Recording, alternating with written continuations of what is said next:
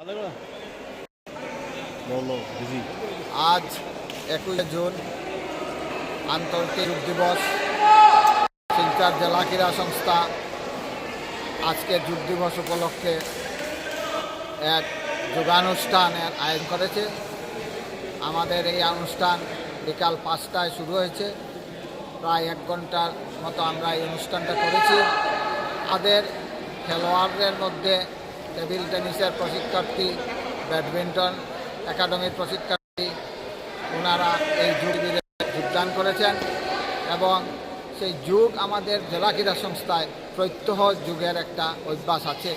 কারণ আমাদের যে প্রশিক্ষণ শিবির, সেই শিবিরের ক্রিকেট হোক, ব্যাডমিন্টন হোক, টেবিল টেনিস হোক, প্রত্যেক দিন প্রশিক্ষণ শুরুর আগে একটা যোগের অনুষ্ঠান থাকে।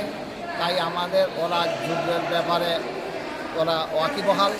আজকে সেই যোগ শিবিরের অনুষ্ঠানে আমাদের আমন্ত্রণে শিলচর জাতীয় ব্যায়াম বিদ্যালয়ের একজন প্রশিক্ষক চন্দন দেব মহাশয় এখানে এসেছিলেন। ওনাকে আমরা আমন্ত্রণ জানিয়েছিলাম।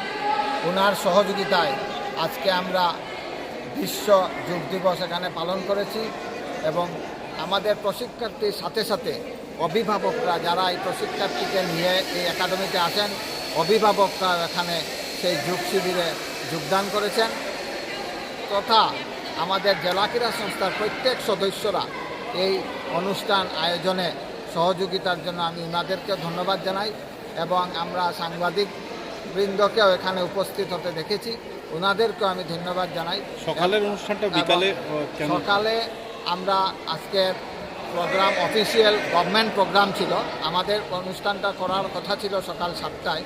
যেহেতু জেলা শাসকের নির্দেশে একটা গভর্নমেন্ট প্রোগ্রাম ইন্ডিয়া ক্লাবে ছিল, আমরাও সেখানে আমন্ত্রিত ছিলাম, তাই সকালবেলা সম্ভব হয় নাই এবং আমরা তাই বিকালবেলা 5টায় আমরা এই শিবিরের আয়োজন করেছি।